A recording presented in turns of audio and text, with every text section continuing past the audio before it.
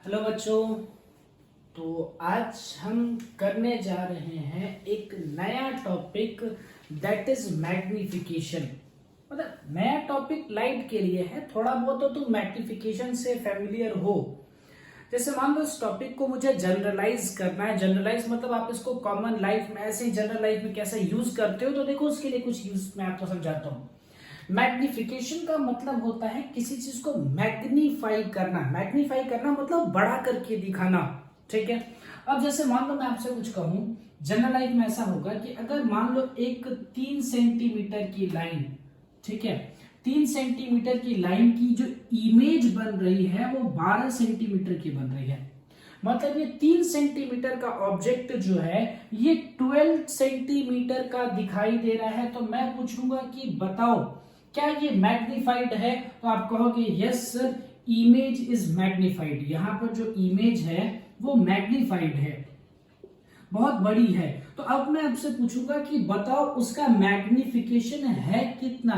Magnification बताता है कि कितने टाइम्स मैग्निफाइड हो गई है।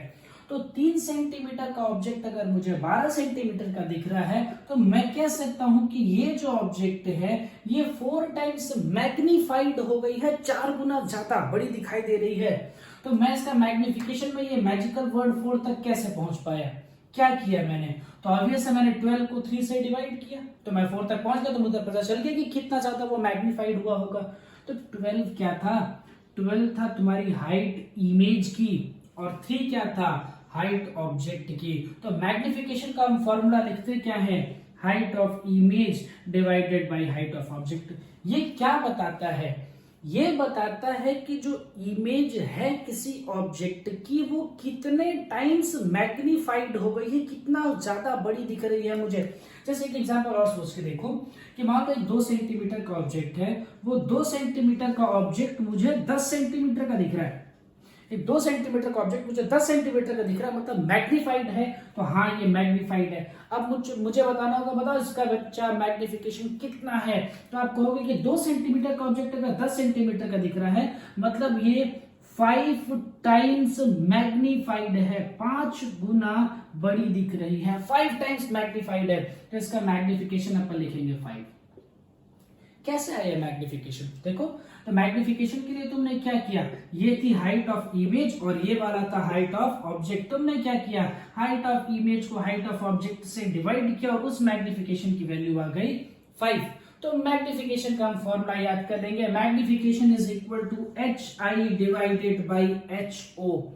मैग्निफिकेशन बताता है कि कोई ऑब्जेक्ट की जो इमेज है वो कितने टाइम्स मैग्निफाइड है। अच्छा हाँ, ये भी सोच सकते हो कि अगर मैं बोलूं कि किसी ऑब्जेक्ट का मैग्निफिकेशन 0 और 1 के बीच में यानी फ्रैक्शन में है, मतलब समझो जैसे मान लो मैं कहूं कि एक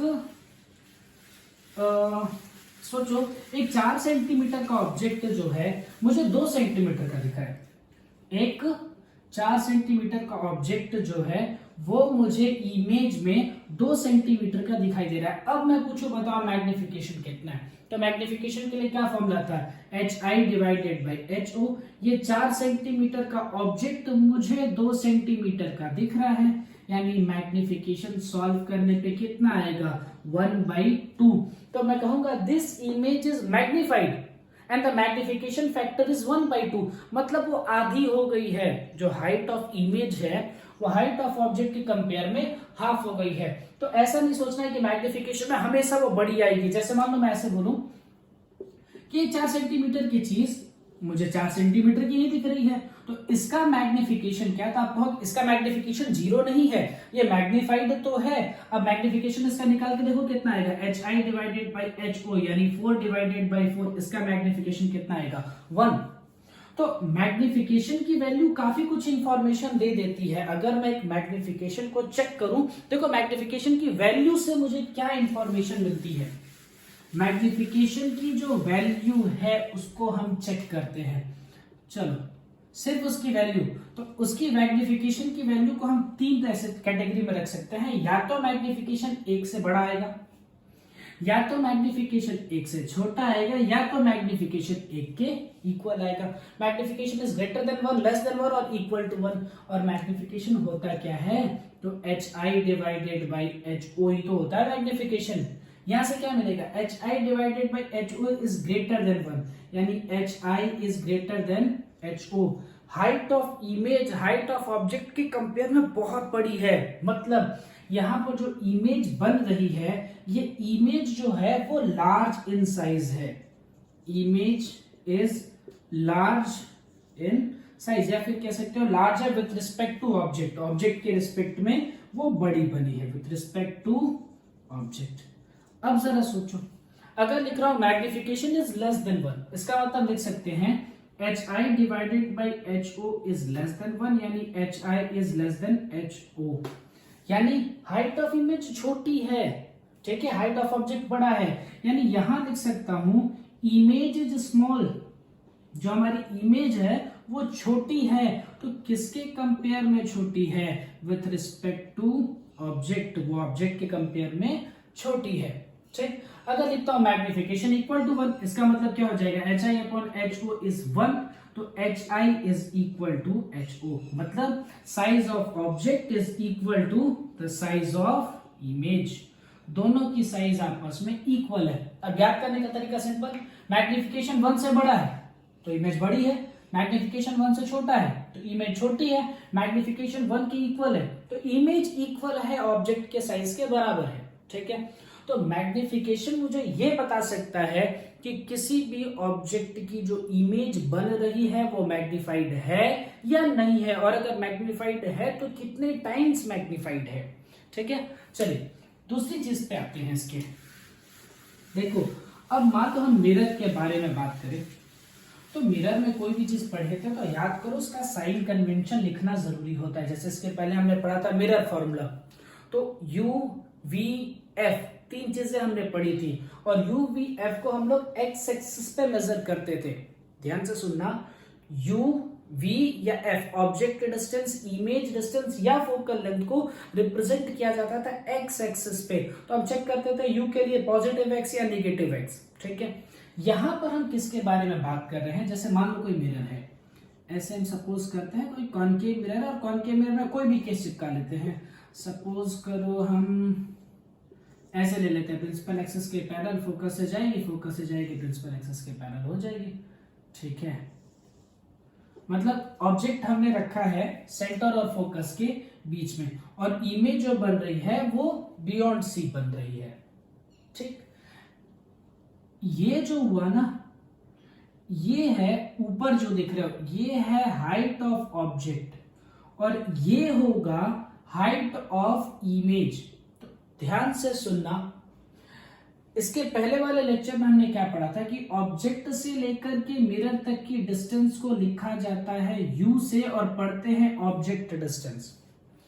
इमेज से लेकर के मिरर तक की डिस्टेंस को लिखा जाता है V से, और फोकस से लेकर के मिरर तक की डिस्टेंस को लिखा जाता है स्मॉल f से। स्मॉल f जो है वो फोकल लेंथ है। तो टोटल तुम्हारे पास वेरिएबल कितने आ रहे हैं, टोटल वेरिएबल आ रहे हैं 5। वो कौन कौन से हैं, एक तो UVF है, ठीक, और दूसरा क्या है, हाइट ऑफ ऑब्जेक्ट है, हाइट ऑफ इमेज है। U क्या है बच्चे, ऑब्जेक्ट डिस्टेंस, U है ऑब्जेक्ट डिस्टेंस। V क्या है, तो V है हमारा इमेज डिस्टेंस, ठीक है। और F क्या है, F है हमारी फोकल लेंथ, और HO क्या है, HO है हाइट ऑफ ऑब्जेक्ट। HI क्या है, तो HI है बच्चे हाइट ऑफ इमेज, ठीक है। ये सारी चीजें, ये 5 वेरिएबल हमारे पास निकल के आते हैं। ध्यान क्या देना है, चाहे ऑब्जेक्ट डिस्टेंस मेजर करो, इमेज डिस्टेंस मेजर करो, फोकल लेंथ मेजर करो, ये तीनों जो मेजर होते हैं, ये तीनों मेजर होते हैं ऑन एक्स एक्सिस। ये तीनों एक्स एक्सिस पर मेजर किए जाते हैं, लेकिन हाइट ऑफ ऑब्जेक्ट और हाइट ऑफ इमेज अगर मेजर करनी है तो इन दोनों का मेजरमेंट आता है वाई एक्सिस पे। मतलब क्या हुआ, हाइट ऑफ ऑब्जेक्ट ऊपर है, अब जैसा हमने क्या बोला था, इसको कोऑर्डिनेट सिस्टम मानना है 0 0, इधर जाने वाली चीज है पॉजिटिव एक्स, इधर जाने वाली चीज है नेगेटिव एक्स, ठीक। अब ऐसे ही सोचो, ऊपर जाने वाली चीजें क्या होती हैं, प्लस वाई में, और नीचे जाने वाली चीजें क्या होती हैं, नेगेटिव वाई में। यानी जिस चीज की हाइट ऊपर के डायरेक्शन में होगी उसको हम पॉजिटिव कंसीडर करेंगे, और जिसकी हाइट नीचे के डायरेक्शन में होगी उसको नेगेटिव कंसीडर करेंगे। जैसे इस डायग्राम में देखा जाए तो हाइट ऑफ ऑब्जेक्ट को पॉजिटिव कंसीडर करना पड़ेगा और हाइट ऑफ इमेज को नेगेटिव कंसीडर करना पड़ेगा। हाँ, आपने जितने रे डायग्राम पढ़े हैं सब में हाइट ऑफ ऑब्जेक्ट ऊपर ही बनाया गया था। हाइट ऑफ इमेज अलग अलग जगह पे आई है, लेकिन हाइट ऑफ ऑब्जेक्ट को हमेशा कहां बनाया गया है, ऊपर बनाया गया है। ठीक है, चलो तो टोटल वेरिएबल हमारे पास निकल के आते हैं 5, u, v, f, h, i और h, o। u, v और f क्या होते हैं, object distance, image distance, focal length, उसको मेजर करते हैं x एक्सिस पे। हाइट ऑफ इमेज और हाइट ऑफ ऑब्जेक्ट को मेजर किया जाता है y एक्सिस पे।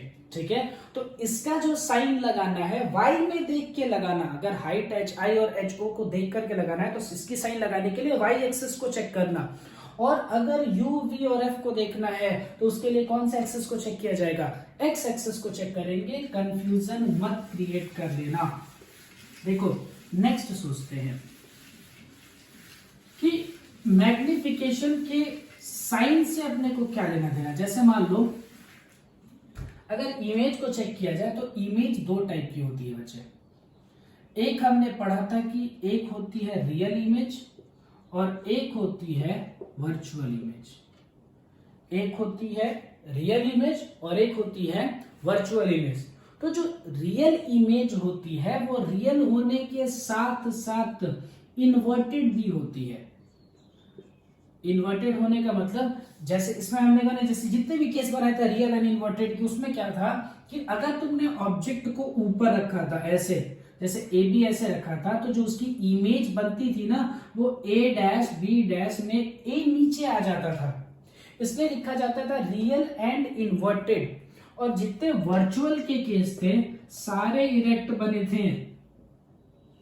देखो इसमें क्या था, ऐसे दोनों इरेक्ट बन रहे थे। मतलब हाइट ए बी अगर मैंने ऐसे लिखा है तो a डैश बी डैश ऐसे लिखना पड़ता था। तो वर्चुअल एंड इरेक्ट के केस में क्या होगा, दोनों ऐसे सीधे बनेंगे, प्रिंसिपल एक्सिस के ऊपर ही बनेंगे। तो जरा मैग्निफिकेशन लिख के देखो, तो मैग्निफिकेशन इज इक्वल टू होता है HI डिवाइडेड बाय HO। देखो इसमें जो हाइट ऑफ ऑब्जेक्ट है वो तो पॉजिटिव है क्योंकि वो पॉजिटिव y एक्सिस पे है। हाइट चेक करने के लिए y एक्सिस पे चेक करना, ऑब्जेक्ट डिस्टेंस, इमेज डिस्टेंस और फोकल लेंथ चेक करने के लिए x एक्सिस को चेक करना। तो हाइट ऑफ ऑब्जेक्ट तो ऊपर है, वो तो हम पॉजिटिव कंसीडर करेंगे। हाइट ऑफ इमेज तो नीचे है, उसको तो नेगेटिव कंसीडरेशन लेना पड़ेगा। मतलब हाइट ऑफ ऑब्जेक्ट पॉजिटिव और हाइट ऑफ इमेज नेगेटिव। तो लगा दिया हाइट ऑफ ऑब्जेक्ट पॉजिटिव और हाइट ऑफ इमेज नेगेटिव। तो अब एक नेगेटिव नंबर को पॉजिटिव नंबर से डिवाइड करोगे तो ओवरऑल फ्रैक्शन की वैल्यू तो नेगेटिव ही आएगी ना, यानी मैग्निफिकेशन की वैल्यू तो नेगेटिव ही आएगी। यानी कहीं पर अगर मैग्निफिकेशन नेगेटिव लिखा है तो उसका मतलब समझ जाना कि जो इमेज बनी होगी वो इमेज बनी होगी रियल एंड इन्वर्टेड। चलो जरा इसको चेक करके देखते हैं। वर्चुअल एंड इरेक्ट वाले केस में अगर इसका मैग्निफिकेशन लिखोगे तो ये तो हो जाएगा हाइट ऑफ ऑब्जेक्ट, ये हो जाएगी हाइट ऑफ इमेज। अब ये भी प्रिंसिपल एक्सिस में ऊपर है, ये भी प्रिंसिपल एक्सिस में ऊपर है, तो ये भी पॉजिटिव आएगा और ये भी पॉजिटिव आएगा। और मैग्निफिकेशन होता है क्या है, magnification is defined as HI divided by HO। तो ये भी पॉजिटिव, ये भी पॉजिटिव। दो पॉजिटिव नंबर को डिवाइड करोगे तो ओवरऑल तो पॉजिटिव ही आएगा, यानी यहां पर मैग्निफिकेशन जो आएगा वो आएगा पॉजिटिव। तो मैग्निफिकेशन की वैल्यू एक अलग इंफॉर्मेशन देता है और मैग्निफिकेशन का जो साइन होता है वो एक अलग इंफॉर्मेशन देता है। मैग्निफिकेशन का साइन बताता है कि जो इमेज होगी वो रियल, इन्वर्टेड या वर्चुअल इरेक्ट में से कौन सा होगा। अगर साइन जो है वो नेगेटिव आता है, नेगेटिव मतलब हाइट ऑफ ऑब्जेक्ट ऊपर बनी होगी, हाइट ऑफ इमेज नीचे बनी होगी, तभी तो एक पॉजिटिव होगा दूसरा नेगेटिव होगा और ओवरऑल सॉल्व करने पे मैग्निफिकेशन नेगेटिव आएगा। ठीक, तो अगर मैग्निफिकेशन नेगेटिव आता है तो समझ जाना है कि जो इमेज होगी वो रियल के साथ साथ इन्वर्टेड होगी। लेकिन अगर मैग्निफिकेशन पॉजिटिव आता है तो इसका मतलब क्या, हाइट ऑफ ऑब्जेक्ट ऊपर है, हाइट ऑफ इमेज भी ऊपर है, दोनों पॉजिटिव होंगे तो ही तो ओवरऑल जो साइन आएगा वो पॉजिटिव आएगा। यानी अगर मैग्निफिकेशन का साइन पॉजिटिव आता है तो आपको समझ जाना है कि वो वर्चुअल एंड इरेक्ट का केस है।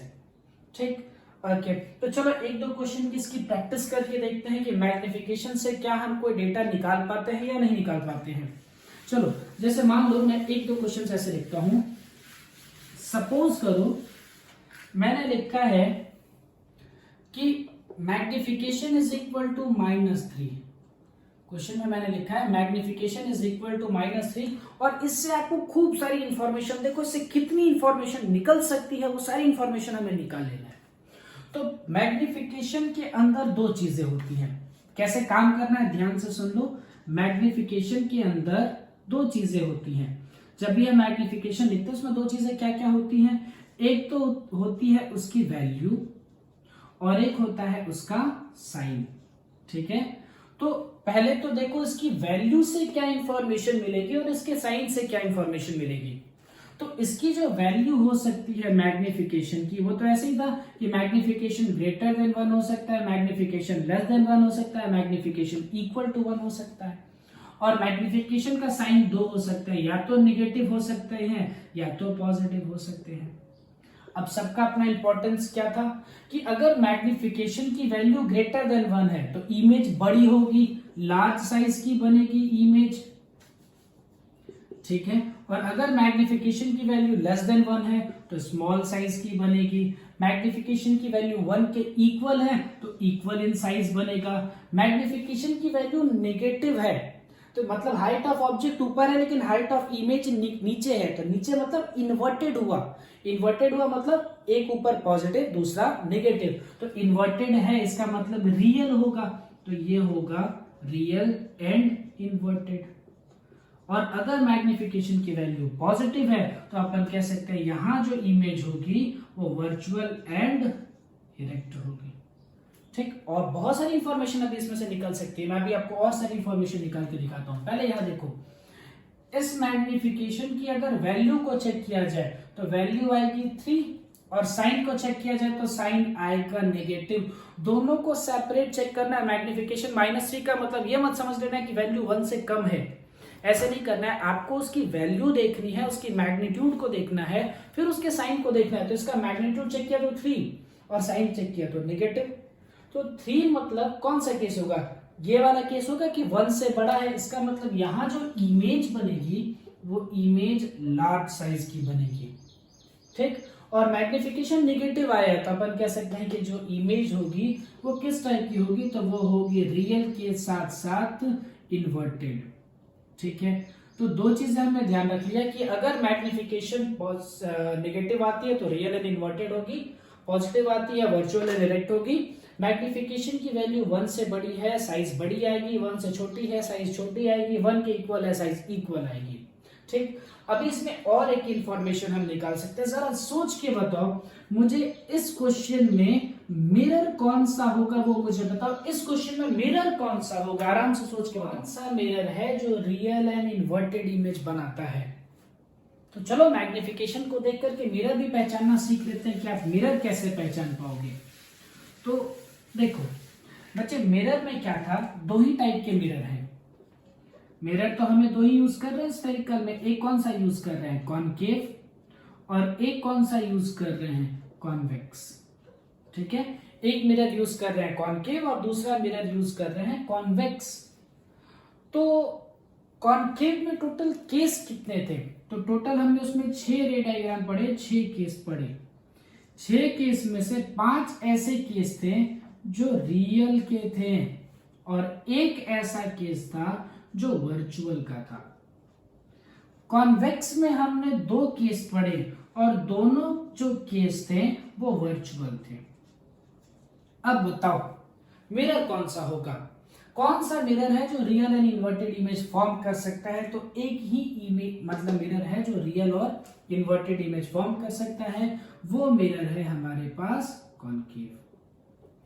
अच्छा बात सोचो, अगर इसी क्वेश्चन में मैंने थोड़ा सा चेंज किया होता, थोड़ा सा चेंज करके मतलब मैंने क्या किया होता, इस क्वेश्चन में यहां कर दिया होता +3, तो चलो मैग्नीट्यूड पे तो फर्क नहीं पड़ता, लेकिन भाई साहब यहां पर जो साइन है ये पॉजिटिव हो जाती पॉजिटिव मतलब हाइट ऑफ ऑब्जेक्ट भी ऊपर, हाइट ऑफ इमेज भी ऊपर, यानी यहां पर जो बनता वो बनता वर्चुअल एंड इरेक्ट। ठीक, अब बताओ कि कौन सा मिरर होगा। अब मिरर को पहचानना है, कॉनकेव होगा कॉन्वेक्स होगा वो सोचना है। क्योंकि देखो दिक्कत क्या है, वर्चुअल तो दोनों बनाते हैं। चलो रियल का केस होगा तो रियल तो आंख बंद करके हम तुरंत लिख देंगे कि वो कॉनकेव है, क्योंकि कॉनकेव के अलावा कोई और रियल इमेज का फॉर्मेशन करता ही नहीं है। लेकिन जो कॉन्वेक्स है कॉनकेव है वर्चुअल तो दोनों बनाते हैं, तो दोनों के वर्चुअल में डिफरेंस किस चीज का है।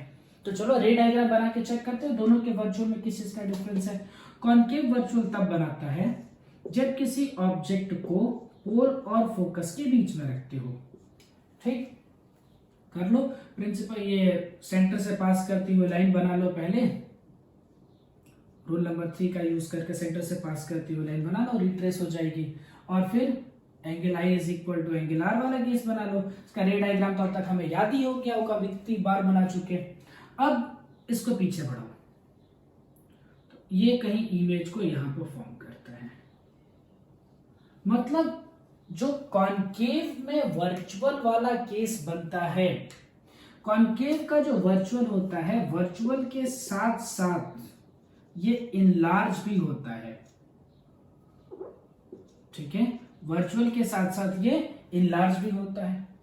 लेकिन कॉन्वेक्स वाले में सोचो, कॉन्वेक्स वाले में क्या था, कॉन्वेक्स में ऐसा ही तो डायग्राम था, ये रहा ऑब्जेक्ट और एक प्रिंसिपल एक्सिस के parallel passes by focus, angle I is equal to angle R करो, यहां मिला दो, थोड़ा सा साफ सुथरा बना दो।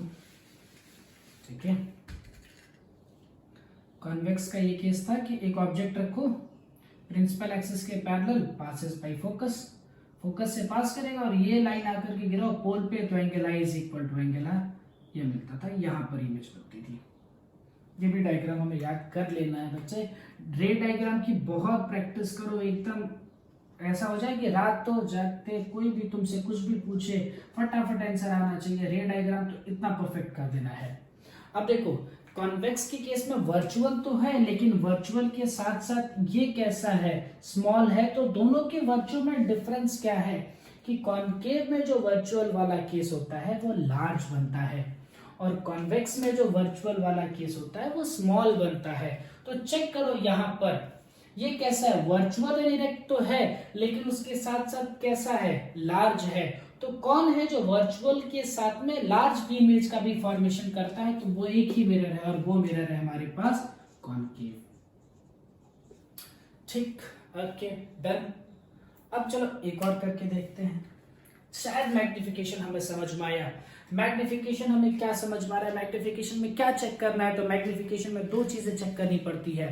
एक तो उसकी वैल्यू, तो वैल्यू बताता है कि जो साइज ऑफ इमेज है वो बड़ी है छोटी है इक्वल है। दूसरी चीज हम चेक करते हैं उसका उसके साइन को चेक करते हैं। साइन को चेक करके क्या बताता है, वो बताता है कि रियल एंड इन्वर्टेड है या वर्चुअल एंड इरेक्ट है, दोनों में से कौन सा कंडीशन है वो हम फाइंड आउट कर सकते हैं। उससे इंफॉर्मेशन बहुत सारी निकाल सकते हैं।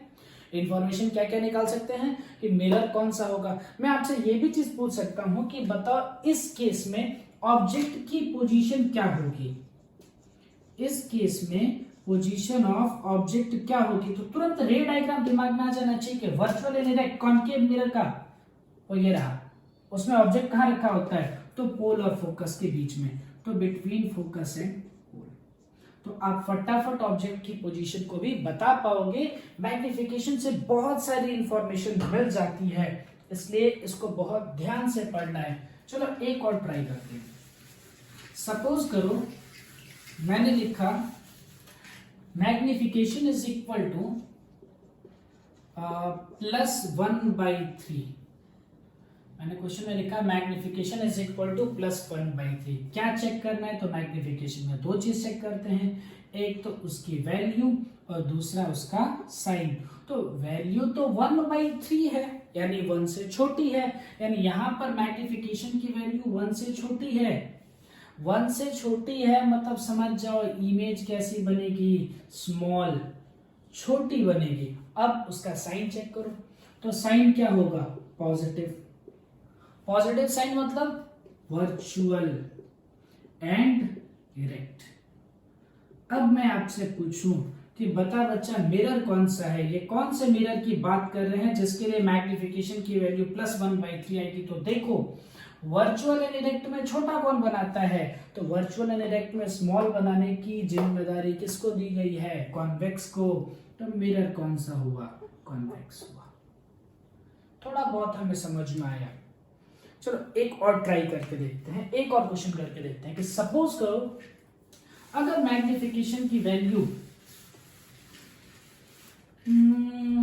-1/3 हो जाए, चेक करो। एक बार क्या चेक करेंगे, इसकी वैल्यू को चेक करो, इसकी वैल्यू कितनी होगी।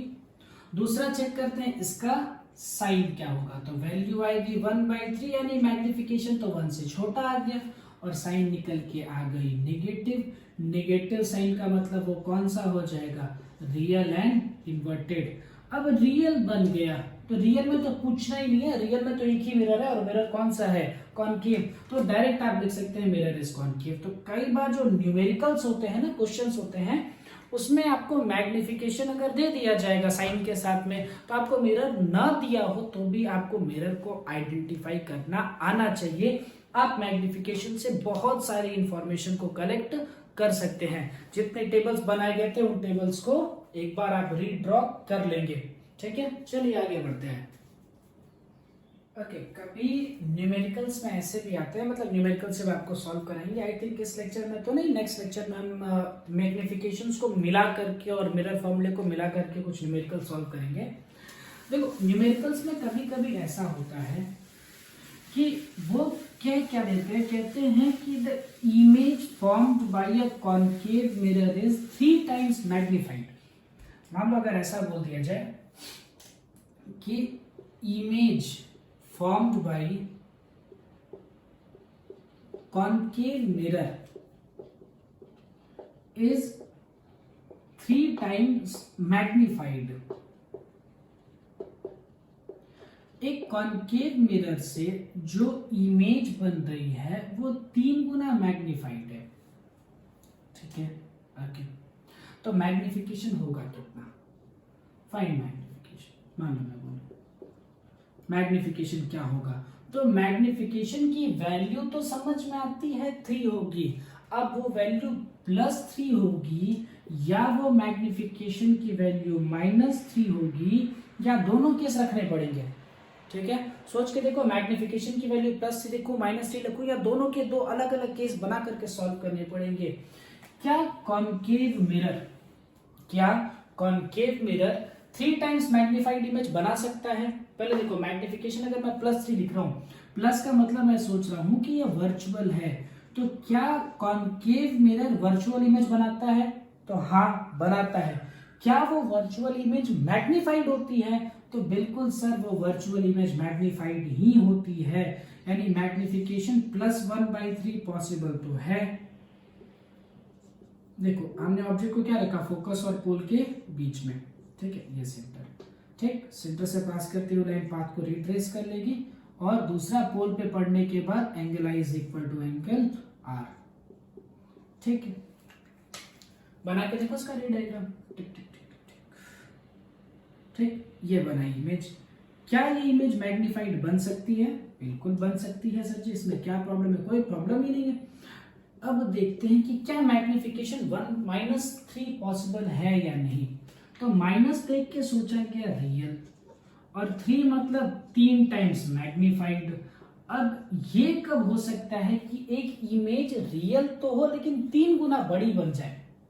तो सोचो रियल और मैग्निफाइड कहाँ बनती है, तो वो तब बनती है जब हम ऑब्जेक्ट को फोकस और सेंटर के बीच में रखते हैं, यहां पर रखते हैं। इस समय जो इमेज बनती है वो मैग्निफाइड बनती है। देखो प्रिंसिपल एक्सिस के पैरेलल पासेस बाय फोकस, और when a light rays passes by focus it will be parallel to principal axis। Rule number 1 और रूल नंबर 2 का यूज करके बना लिया, अब जैसे मर्जी बना सकते हैं। ये इमेज बनी। क्या ये इमेज रियल है, बिल्कुल रियल है। क्या ये मैग्निफाइड है, तो हाँ ये मैग्निफाइड है। मतलब ये केस बन सकता है जब मैग्निफिकेशन -3 होगा, मतलब मैं ऑब्जेक्ट को कंसीडर कर सकता हूं कि वो ऑब्जेक्ट रखा होगा between C and F, image बनी होगी बिहाइंड या बियॉन्ड सी। ठीक है, इसमें क्या होगा, इसमें ऑब्जेक्ट कहां पर रखा गया होगा, तो ऑब्जेक्ट रखा होगा बिटवीन फोकस एंड होल, और इमेज कहां बनी होगी, तो भाई साहब इमेज बनी होगी बिहाइंड द मिरर। ठीक है, ये पॉसिबिलिटी तो है, मतलब ये चीज हो सकती है। अगर मैं आपसे ऐसा कहूं कि एक कॉन्वेक्स मिरर है, कॉन्वेक्स मिरर जो है, convex mirror is the image formed by convex mirror is 3 times magnified। पहले चेक करो ये सही है या नहीं है, जरा देखते हैं। तो चलो, प्रॉब्लम क्या है कि मैग्निफिकेशन में अगर कॉन्वेक्स के लिए चेक करो तो कॉन्वेक्स में तो 2 ही रे डायग्राम है, और ढंग से देखा जाए तो एक ही है, एक तो इनफाइनाइट वाला है। जो दूसरा वाला है कॉन्वेक्स में, वो तो कुछ ऐसा है कि प्रिंसिपल एक्सिस के पैरेलल पासेस बाय फोकस, और I is equal to R बना लो। ये रहा ऑब्जेक्ट और ये बनी इसकी इमेज। अब इसमें जो इमेज होती है वो मैग्नीफाइड तो हो ही नहीं पाती, वो हमेशा इमेज कैसी बनती है, स्मॉल साइज की बनती है। अब मैं कह रहा हूं कि कॉन्वेक्स मिरर से 3 टाइम्स मैग्नीफाइड इमेज बनी है, क्या ये सही है, तो नहीं, ये सही नहीं है। ठीक है, कॉन्वेक्स मिरर में 3 टाइम्स मैग्नीफाइड वो कभी बना नहीं सकता। कॉन्वेक्स मिरर में कभी भी मैग्निफिकेशन आएगा वो मैग्निफिकेशन पॉजिटिव होना चाहिए, क्योंकि ये हमेशा वर्चुअल इमेज का फॉर्मेशन करता है, और मैग्निफिकेशन का जो मैग्नीट्यूड होना चाहिए, जो मैग्निफिकेशन की वैल्यू होनी चाहिए, वो वैल्यू हमेशा लेस देन 1 आनी चाहिए, क्योंकि कॉन्वेक्स मिरर हमेशा छोटी और वर्चुअल इमेज का फॉर्मेशन कर सकता है। तो ज्यादा वेरिएशन किस में आ सकते हैं, तो ज्यादा वेरिएशन आ सकते हैं कॉन्केव में। ठीक है, अच्छा मान लो मैं आपसे ऐसे पूछूं, नहीं कॉन्केव का तो तुम कर लोगे अब। ठीक है, कॉन्वेक्स में पता चला ना कि अगर इसको सही करना है, मतलब इस क्वेश्चन को मुझे सही करना है, मैं इस क्वेश्चन में थोड़ा सा वेरिएशन डालना चाहूँ, तो इसमें ऐसे रख सकते हैं ना, image formed by a convex mirror is 1/3 times magnified. अब ये क्वेश्चन क्या हो जाएगा, सही हो जाएगा। अब मैग्निफिकेशन की वैल्यू आप क्या लिख सकते हैं, +1/3। तो मैग्निफिकेशन पे जितनी पीएचडी करनी थी हमने यहाँ पर कर ली। तो आज का लेक्चर हम यहीं पर रहने देते हैं। नेक्स्ट लेक्चर पे हम मैग्निफिकेशन के साथ साथ मिरर फॉर्मूले को यूज करके थोड़ा सा न्यूमेरिकल सॉल्व करना सीखेंगे। फॉर्मूले का डेरिवेशन आपके कोर्स में नहीं है, फॉर्मूला रट लेना। फॉर्मूला है 1/v + 1/u is equal to 1/f, और magnification is equal to hi divided by ho is equal to -v/u। ये फॉर्मूले रट लीजिए। नेक्स्ट टर्म पे हम इन्हीं फॉर्मूले पे बेस्ड कुछ बढ़िया न्यूमेरिकल्स सॉल्व करेंगे। ठीक है, चलिए रहने देते हैं आज के लिए।